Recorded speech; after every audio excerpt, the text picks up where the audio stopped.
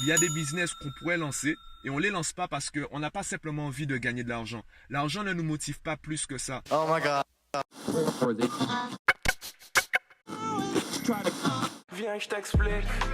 Yo, aujourd'hui, je voudrais discuter avec toi de la question, est-ce que tout le monde peut devenir un entrepreneur? Plus précisément, est-ce que tout le monde peut devenir un entrepreneur à succès ou est-ce que tout le monde peut devenir riche? Pour moi, cette question, elle est un peu faussée parce que elle simplifie un contexte qui est assez compliqué et elle ne prend pas en compte déjà notre niveau d'ambition personnelle. On n'a pas tous, en fait, besoin d'être millionnaires. Déjà, on ne pourra pas tous gérer cette vie de millionnaire. Certaines personnes ont juste besoin de 1000 ou 3000 euros par mois pour être bien. Il y a des personnes qui ont juste besoin de ça pour être bien. Avec une bonne gestion de budget, ces personnes-là sont tranquilles. Donc de toutes les façons, on ne va pas tous chercher la vie de millionnaire. Donc ça sert à rien de se mettre la pression et de dire aux gens c'est impossible, etc. Puisqu'on va pas tous le chercher. La deuxième chose en fait, c'est, bon là je vais partager ma propre expérience, car je me connais mieux que je te connais toi. Donc tu me diras si c'est pareil ou si c'est différent pour toi. Personnellement, je n'ai pas le souvenir que l'école m'ait initié au travail en groupe, vraiment. Je me rappelle de 2 occasions où on travaillait en groupe, explicitement, ou en tout cas c'était initié par l'école. La première occasion, c'était en éducation civique où de temps en temps on faisait des débats. Donc on échangeait, c'était pas vraiment un travail en groupe, mais bon, je vais faire preuve de bonne volonté, je vais compter cette occasion. La deuxième occasion, eh bien c'était quand j'étais en terminale, c'était la première année des TPE. Je ne sais même plus qu'est-ce que veut dire TPE, je crois que c'est travaux personnalisés encadrés, quelque chose comme ça. On était 2, un pote et moi, c'était un groupe de 2, super le travail en groupe. On a chacun fait notre partie de notre côté et le jour de la présentation orale, on a réuni nos parties, on a vu qu'on a fait des choses complètement différentes. Alors personnellement, bon, c'est ma version des faits, c'est pour moi ce que mon pote avait fait, ben c'était nul. Mais bon, c'est ma version des faits et finalement, on a chacun eu une note différente. Moi, j'ai eu la meilleure note, mais bon, c'est pas pour me vanter, hein, c'est juste ma version des faits, voilà, c'est dit.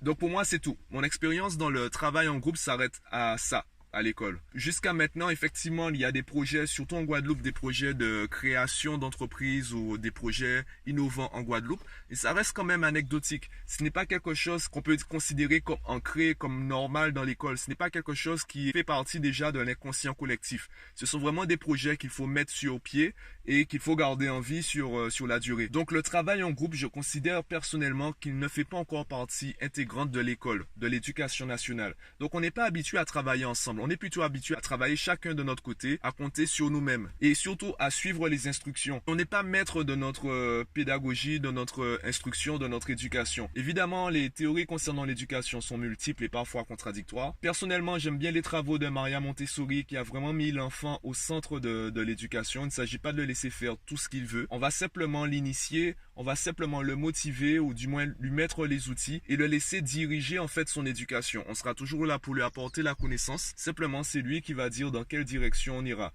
Donc j'aime bien cette approche, évidemment ça prend avec des pincettes, il ne s'agit pas de suivre aveuglément une méthode, aucune méthode n'est universelle, il faut vraiment adapter en fonction de la personnalité de chacun, en fonction aussi de la personnalité de l'élève, en fonction du contexte, etc. Concernant le contexte scolaire, pour moi, tu me diras si tu es d'accord ou pas. Pour moi, l'école nous habitue au salariat. L'école nous habitue à travailler de notre côté, dans notre coin, et à suivre les instructions. C'est vraiment pour moi les activités extrascolaires qui vont nous aider à travailler le leadership, le fait de travailler en groupe. Je prends l'exemple du foot où comment on détermine le capitaine de l'équipe, c'est celui qui arrive à mettre en confiance les autres, celui qui arrive à créer un esprit d'équipe. Et tu le vois de manière beaucoup plus flagrante dans les séries ou même dans les mangas où le capitaine de l'équipe, c'est pas forcément le meilleur joueur, ce sera celui qui arrive à porter l'équipe vers le haut par son état d'esprit, par sa motivation, son espoir, etc. Mais c'est pas forcément la technique. Donc c'est vraiment pour moi les activités extrascolaires qui vont aider les enfants à s'épanouir personnellement. Ce n'est pas vraiment à l'école.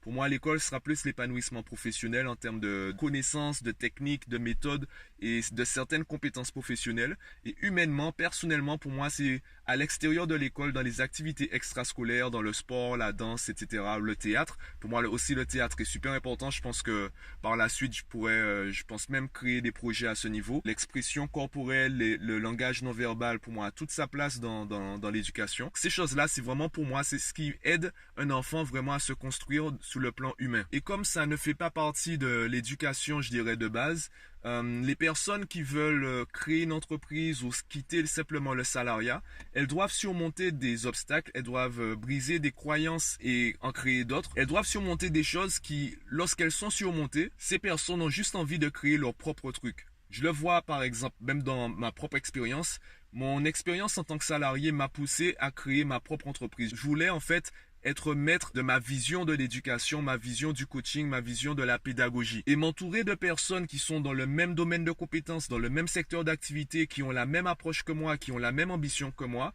En Guadeloupe, pour moi, c'était assez compliqué. Je voulais pas attendre de trouver ces personnes-là, donc je me suis lancé. Et ça, c'est aussi parce que comme on n'a pas l'habitude de travailler en groupe, mais on n'a pas forcément l'habitude de trouver des personnes comme cela. J'ai trouvé avec le temps des personnes qui ont cette même approche que moi de la vie ou de l'entrepreneuriat. Je commence à m'entourer de personnes qui ont la même approche que moi. C'est la raison pour laquelle je fais des podcasts ou des vidéos. Toi qui m'écoutes, peut-être que écouter un Guadeloupéen parler comme ça, tu vas peut-être te rendre compte que il y a des personnes qui ont des modes de pensée ou qui ont des discours qui sortent un peu du cadre et tu vas peut-être te dire ah mais finalement je ne suis pas seul. Alors je prétends pas avoir la science infuse, je prétends pas avoir raison sur tous les sujets et justement le fait de prendre le risque d'exposer mon opinion, peut-être que toi ça va te motiver à faire de même. C'est aussi cela l'avantage de se donner de la visibilité, ça permet peut-être aux autres de sortir de leur coquille. Le fait de surmonter tous ces obstacles, le fait de surmonter toutes ces croyances erronées, on a juste envie de monter notre truc. Et là, il y a le piège de la start-up. On a l'impression qu'il faut tout le temps innover, qu'il faut tout le temps créer un nouveau business model. Et ça, c'est parce qu'on n'a pas l'habitude de créer ensemble des entreprises.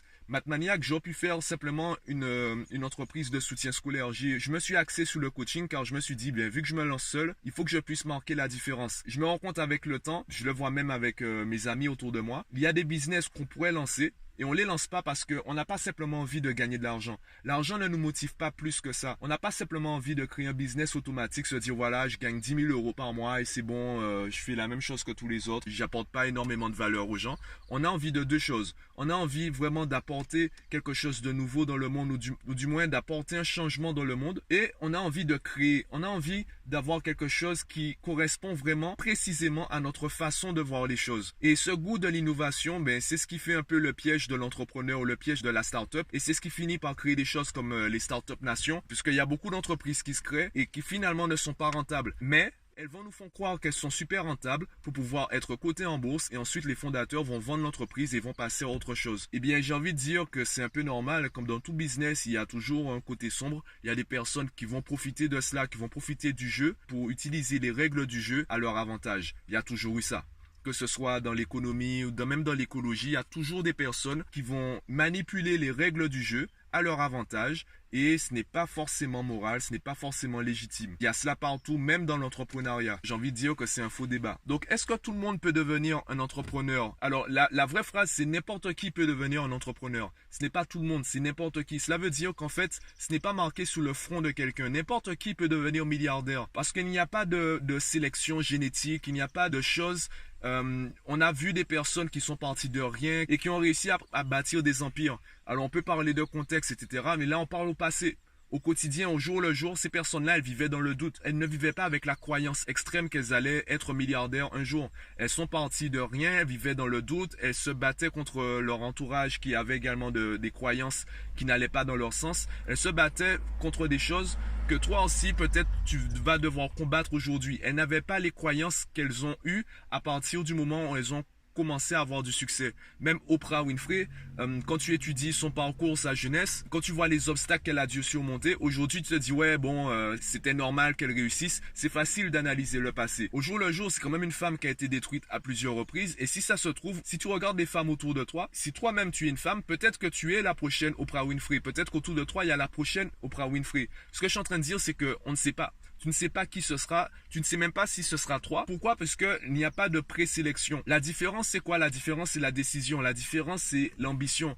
Est-ce que tu as vraiment envie? Est-ce que tu décides d'avoir son niveau de succès? Il n'y a pas de mauvaise réponse. Tu as le droit de dire non. Tu as le droit de dire que avoir un emploi, avoir un CDI au SMIC, pour toi, c'est la réussite. Tu as tout à fait le droit de le dire. Personne n'a le droit de te dire que ton ambition est nulle, que ton ambition est réductrice. Généralement, quand les personnes te disent que tu n'as pas assez d'ambition, en fait, elles se parlent à elles-mêmes. Comme elles essayent de monter leurs ambitions, elles vont te dire à toi aussi de monter tes ambitions pour que tu puisses, entre guillemets, les rassurer ou valider leur propre ambition. Toutes les personnes qui ont vraiment réussi, si tu les rencontres et ces personnes voient que tu es heureux ou heureuse, elles vont te dire, continue ce que tu fais, ne change pas. Pourquoi tu voudras changer? Ça se trouve, quand tu seras millionnaire, tu seras beaucoup moins heureux ou heureuse que maintenant. Donc c'est à toi en fait de savoir où tu veux aller, où tu en es déjà et où tu veux aller. En fonction de cela, nos parcours sont différents. La seule croyance vraiment qu'il faut combattre aujourd'hui, c'est pas possible pour moi. Et c'est pour ça que j'ai fait la vidéo. Pourquoi on pense que c'est impossible pour nous? Tout simplement parce que pour faire quelque chose de nouveau, il faut un état d'esprit nouveau. Si tu te bases sur les croyances que tu as aujourd'hui, tu seras limité. Il y a des choses qui effectivement te sembleront impossibles pour toi. Donc tu dois adapter ton état d'esprit, ton niveau de croyance par rapport à ton ambition. À partir de là, est-ce que tout le monde peut devenir un entrepreneur? Est-ce que tout le monde peut devenir un entrepreneur à succès? On peut théoriquement dire oui, sachant que dans la pratique, c'est faux. Parce que tout le monde, de toute façon, n'a pas le même niveau d'ambition. Donc, tout le monde ne pourra pas gérer cette vie de millionnaire, etc.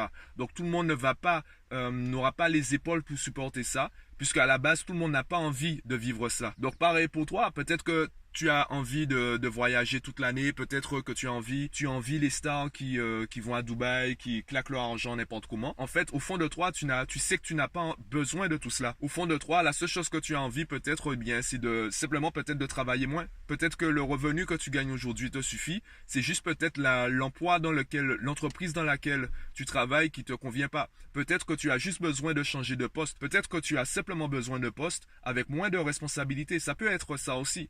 L'échelle sociale, en fait, c'est juste à toi de te positionner. Il n'y a pas de règles écrites. C'est à toi de définir qu'est-ce qui te rend heureux, quel est le niveau d'ambition qui te rend heureux ou heureuse. Et ensuite, à toi de trouver ce niveau, cette étape dans l'échelle sociale. Donc voilà ce que j'en pense. Donne-moi ton avis en commentaire du podcast. Abonne-toi à la chaîne. Et moi, je te dis à bientôt.